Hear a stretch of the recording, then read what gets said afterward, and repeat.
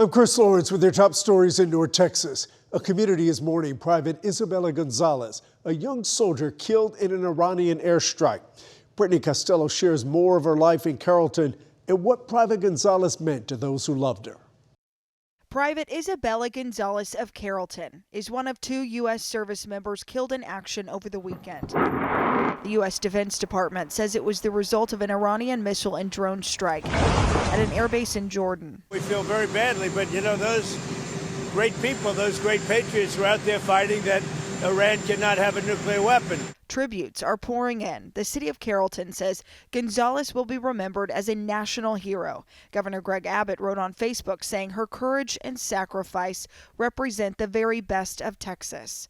Her closest friends will remember her a little differently. Isabella Gonzalez. Wearing an Army stole at her graduation from Hebron High School in 2025, they say she had big dreams for her future. They say she had a way of making people laugh. She was loyal, charismatic, loving, and authentic. In a statement from Louisville ISD, a spokesperson says after graduating, Gonzalez answered the call to serve in the United States Army. She gave her life for that sacrifice. The district is heartbroken by her loss. The district says it will honor the life and example she set in a statement saying her memory will always have a home here. In Carrollton, I'm Brittany Costello. A mission group based in Dallas is helping communities recover from the floods in South and Central Texas. Texans on Mission deployed relief teams to Uvalde, Kerrville, and Bernie. Volunteers set up places for neighbors to shower, do laundry, and get food, as well as helping residents clear debris from their homes. Texans on Mission also responded during last summer's deadly floods. Neighbors are speaking out on what caused a deadly crash in McKinney in which a husband and wife were killed. Police say Sandra and William Lazarus collided with another vehicle Friday night, and residents told Luke Clary it might have been prevented by one simple change.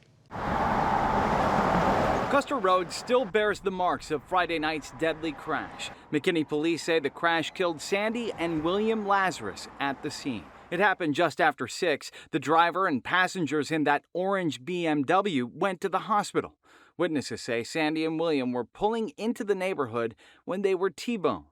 Neighbors recorded this video as police worked into the night. Caleb White recognized the Lazarus car and spent the next day hoping he was wrong. The whole day we were just sitting hoping that they were coming to they'll come enter in their garage like they normally do, and didn't see them. Allen ISD says William worked as the attendance clerk at Erickson Middle School. Sandy retired 2 years ago after working as an instructional aide at Lindsay Elementary. White says his kids often played in the Lazarus front yard. From the first time when we meet them, I always thought that they were good people and always felt like they appreciated their community. White and other neighbors say speeding has long been a problem on Custer Road. It gets pretty crazy right there. There's a chance that you're going to get hit by one of the cars that's speeding by. A neighbor living nearby said the crash was so loud it shook his home. He came running out to see if he could help, but by the time he got to the car, the couple was not responsive. He said he looked in the back of the car, he saw groceries. Now, some neighbors say they want a stoplight here. McKinney police say the investigation remains open. So far, no charges have been filed. In McKinney, I'm Luke Clary. A community is coming together to support the family of a teenage girl after she was accidentally shot in Frisco. Mitty Hicks shows us the long road ahead. A lot of anxiety, a lot of pain. Brian Gatlin received the kind of call from his oldest daughter in the middle of the night on vacation.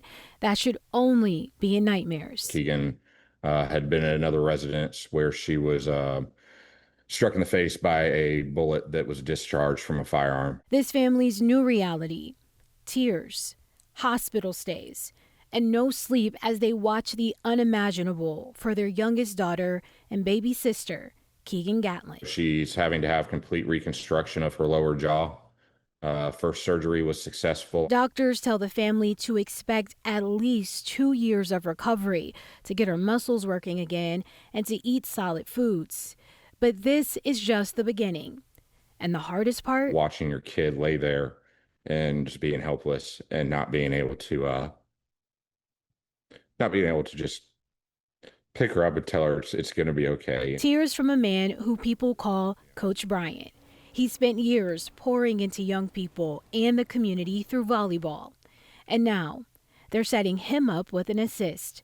His Mad Frog volleyball community set up a GoFundMe. Coach Brian and Nicole and their family are family to us at Fozz's restaurant. And Fuzzy's Taco Shop in Frisco is holding a fundraiser on July 23rd. They've always supported us, and this is the best way we could think about to support them. Sales Thursday, including the ones online, will go to Keegan's recovery. It's this support that's keeping the Gatlin family going. I can't thank everybody enough. In Frisco, I'm Mitty Hicks. We're bracing for dangerous heat in North Texas, but as families look for relief on the water, Brittany Costello shares some important safety tips to keep in mind. A lake day It's very safe to wear a life jacket. is an easy way to cool off I like to swim. when the Texas heat is taking a toll. It's pretty unbearable. Brian Bowen says it's a good way to burn a little energy off too. I do a bunch of jumps in the pool. His nephew, niece, and daughter have one thing in common out at Louisville Lake. It makes me feel like happy. They are all wearing their life jackets. I like to go in life jackets because it saves me from the pool. Bowen says it's a rule. I like them to stay close to the shore, and I want to make sure that they have protection on. He knows how dangerous lakes can be. In the last few weeks, more than a handful of people have drowned in area lakes and ponds. I hate to say it, but they look into it like a big swimming pool. It's something Grapevine Assistant Fire Chief Stuart Grant sees every year on Lake Grapevine. While he says they haven't had a drowning this year, they have seen some close calls. You can't see what's on the bottom of the lake. You can't see things that could snag you. And Lake Grapevine has some drop-offs in there. I mean, you can be walking along and all of a sudden it drops off, 10, 20 feet. They are out on the water making sure people have what they need to stay safe. He recommends less drinking and more life jackets.